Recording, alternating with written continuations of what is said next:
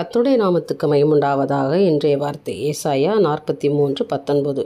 இதோ நான் புதிய காரியத்தை செய்கிறேன். எனக்கு அருமையானவர்களை, நீங்கள் நம்பிக்கையோட விசுவாசத்தோடு ஒரு ஆமேன்னு சொல்லுங்கள். ஏனென்றால் ஆண்டவர் ஒரு புதுவிதமான ஒரு ஆசீர்வாதத்தை, ஒரு காரியங்களை கர்த்தர் செய்ய போகிறார். நம்புறீங்களா? ஆமேன். நிச்சயமாக கர்த்தரால் முடியும். ஏனென்றால் நான் செய்கிறேன், என்னால் செய்ய முடியும். அதாவது செய்ய முடியாதது ஒன்றுமே இல்லை. எல்லாவற்றையும் செய்யக்கூடிய வல்லமுள்ள தேவன் இன்றைக்கு உங்களுக்கு சொல்கிறாரு, இதோ நான் புதிய காரியத்தை செய்கிறேன், அது இப்பொழுதே தோன்றும். இன்றைக்கே, இந்த நாளில், இந்த நிமிஷத்தில், இன்றைய தினமே நீங்கள் அதை பெற்றுக்கொள்ள போகிறீங்க. அது உங்களுக்கு கிடைக்க போகுது என்ற அர்த்தம்.